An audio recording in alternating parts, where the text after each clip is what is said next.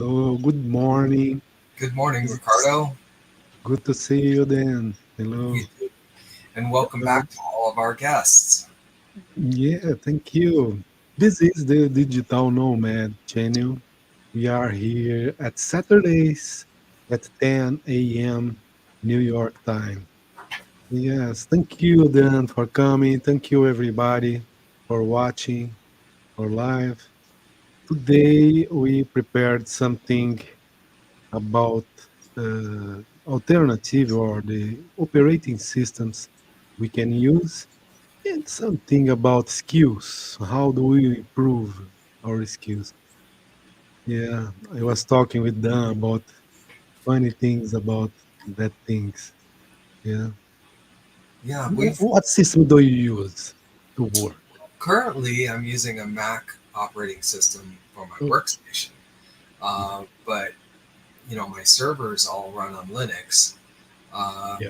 and but I have extensive experience with Windows, and Mm. previous to that DOS. Uh, Does the US? yeah, and I had always heard that a Mac OS or a Linux, provided you had some firewalls around it, was more secure. But as you mentioned earlier, even Windows can be hardened and protected. But Yeah. because of the number of people around the world with Windows, there's more hackers, more people trained to penetrate the system. Yep. Do you want to elaborate on that a little bit?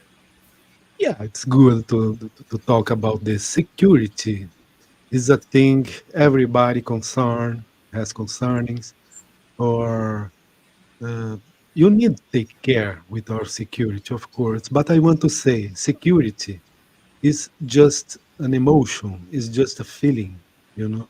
It's not reality. Nothing is total secure. Yeah. Yeah. So you have the feeling of security, but you are never secure. For example, you can think I'm secure here in my house, in my desk, seated, talking. No, an airplane can just fall on me. It's possible. Yeah, I don't have security against this. Yeah, you remember the 9/11, yeah, for example, Yes. and things like that. But we need to have that feeling of security. So you prefer installing antivirus or firewalls and things. It helps a lot. Yeah. But doesn't matter. Any system is easy to invade. Okay. Not for a teenager, but a good hacker, a good software engineer will invade your system easily. They don't do that because it doesn't have a reason. Why are you invade your system? They say the Chinese people, the Chinese engineers are invading the United States. I don't believe. It's possible they are trying to invade something in the military side or the government or something like that, but not our computers. I don't believe. If you will invade a system, you have a reason, a good reason. I say it's easy, but easy means you will be a week trying to invade something. It's possible. Well, I need to use at least Linux, macOS, Windows, iPhones, and Androids. Yeah, at least we need to use daily because our work.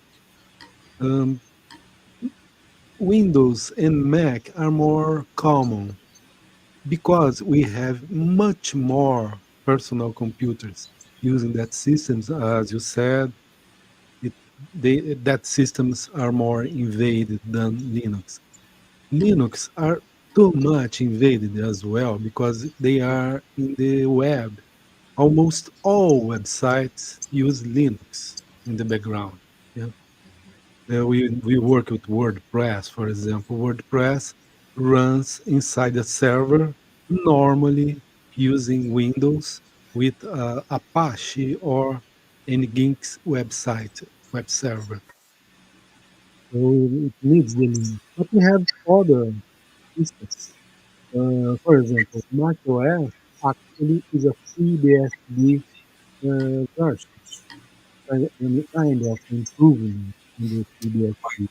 Your microphone. The old Solaris, for instance, the DOS was a totally different system, similar to Adjust your microphone. what Adjust your microphone. my microphone is. Oh, it's better. Yeah, well, thank you. Maybe a touch. And well, we have a lot of things like you said DOS. Yeah, DOS. We still use DOS in your Windows. Yeah, the core of your Windows, the Windows 10 and Windows 11 is still DOS. Yeah, you open the command line, the prompt, the terminal. Yeah, today they name it like PowerShell or something. It's a DOS. Yeah.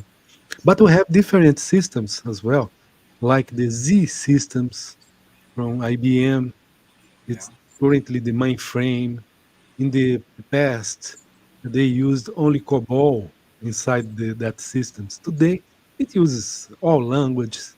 It's a modern system, the Z system. It's a real mainframe or KNX. KNX is a real-time system.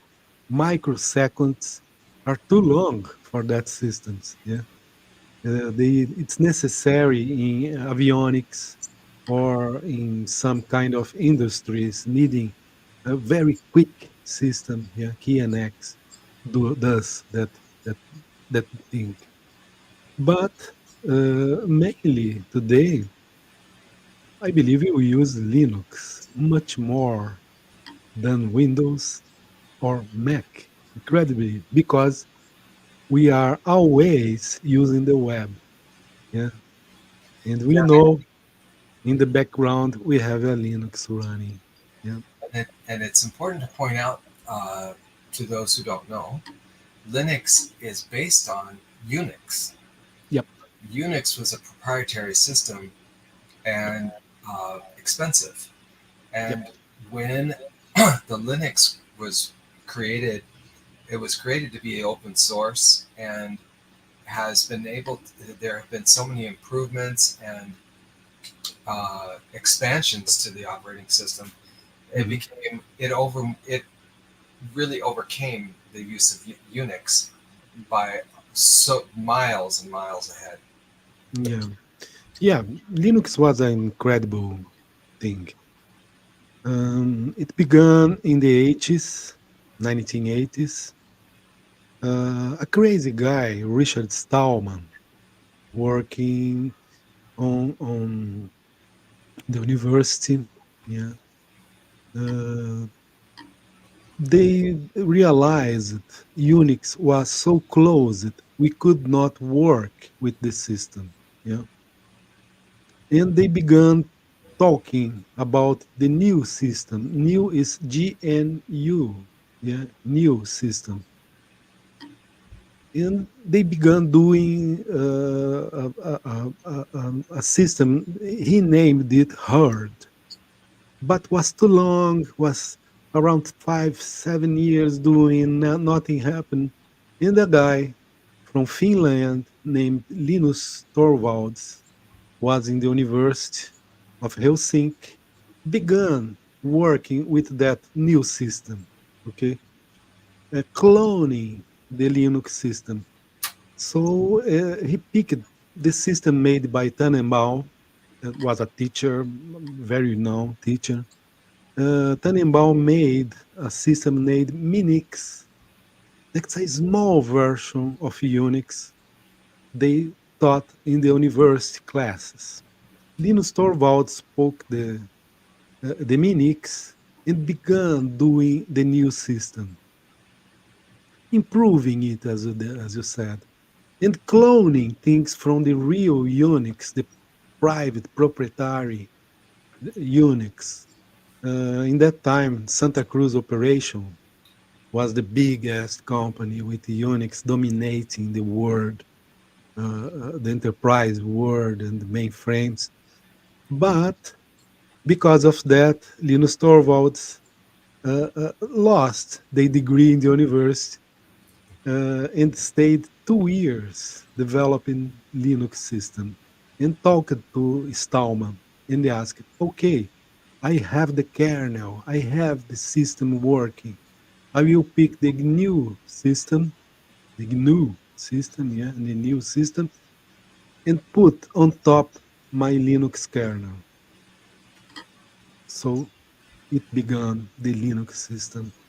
And it was a big mess in the history industry because it dominates. Everybody began changing in all new universities, changing their Santa Cruz operation mainframes with small personal computers running Linux.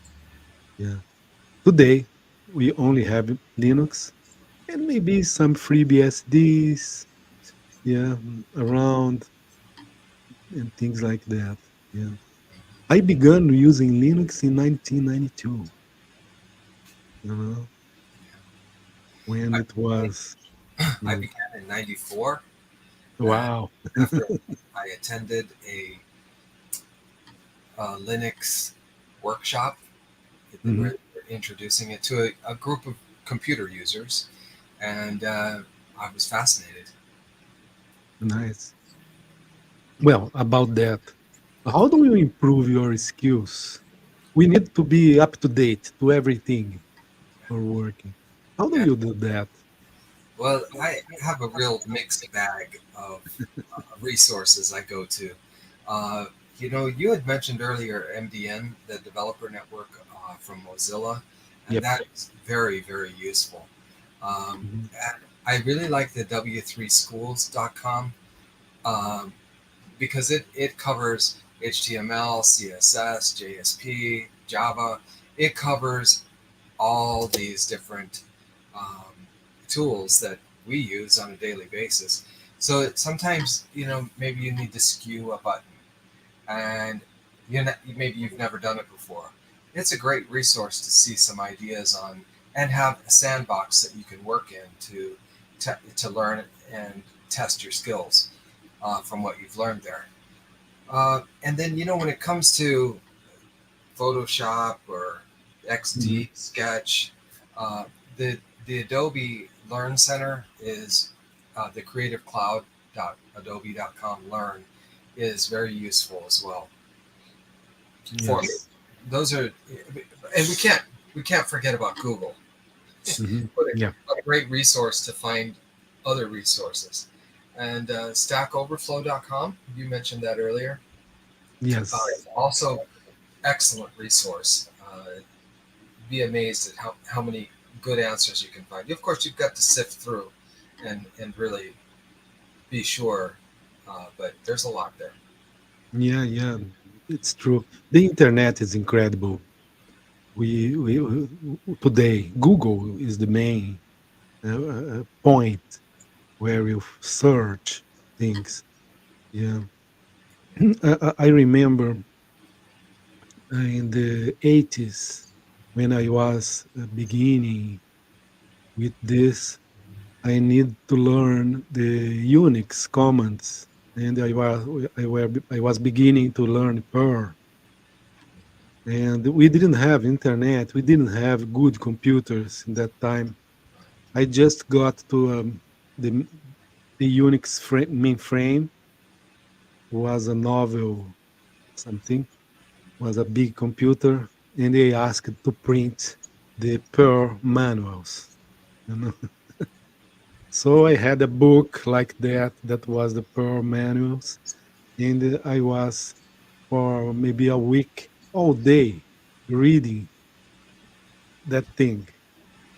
Yeah, today I don't do that more. I go to some place like MDN or let's see the Google Stack Overflow or anything like that, and there I can have the answers. Yeah, it's a new word Yeah, yeah. totally.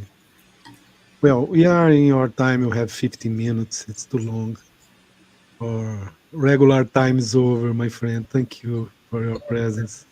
It was a good talk. I hope that our watchers, listeners, viewers enjoyed it and will subscribe and share the link and come back again in 2 weeks.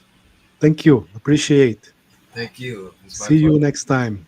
See you. Take care. Bye bye. Bye bye. We are going. I will just turn off.